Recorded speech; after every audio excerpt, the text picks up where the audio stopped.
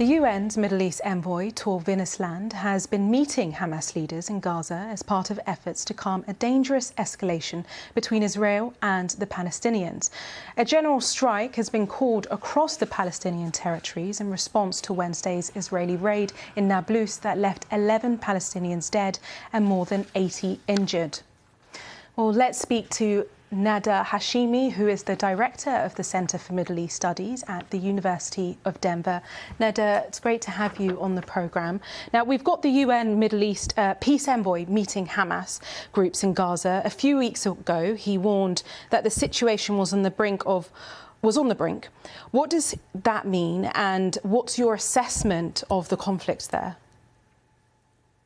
Well, the prediction that the UN envoy made several weeks ago has proven to be true.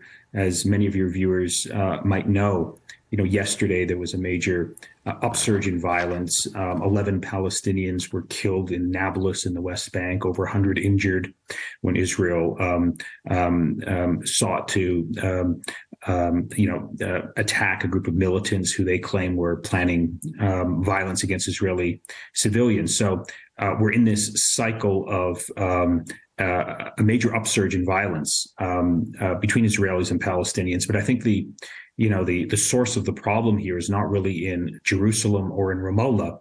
The fundamental source of the problem is in the United States of America. As long as the United States unconditionally backs Israel, Israel has no incentive to change course, to treat the Palestinians with dignity, and to enter into a meaningful peace process that can get us out of this horrific cycle. So I think that's the fundamental source of the problem and why we're seeing an upsurge in violence today. Well, we saw the US Secretary in the region just a few weeks ago appealing for calm on both sides. Traditionally, the US has been the mediator. Do you think that role is working? No, because I think it's fundamentally inaccurate to describe the United States as a mediator. Objectively speaking, the United States acts as a lawyer for Israel and defends Israel unconditionally. And I think that's not really a controversial argument to make anymore. The United States has huge leverage over the state of Israel to encourage it to enter into peace negotiations, but it refuses to do so.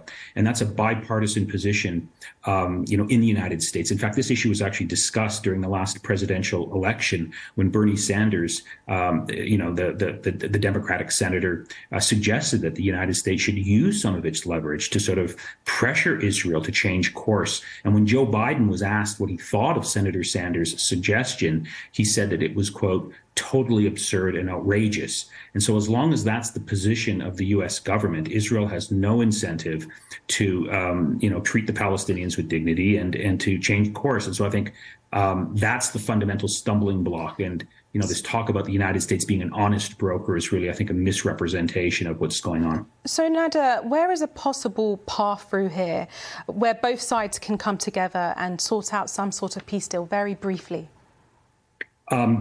I think U.S. policy has to change. It's not about both sides because there's a huge imbalance in power between both Israelis and Palestinians. I think the source of the problem is in the United States, and I don't see U.S. policy shifting anytime soon, perhaps in the long term, because public opinion has really shifted in the United States, demanding a shift in U.S. policy to get us out of this, horrific cycle of violence where, Israelis and Palestinians are dying in huge numbers. So that's the source of the problem.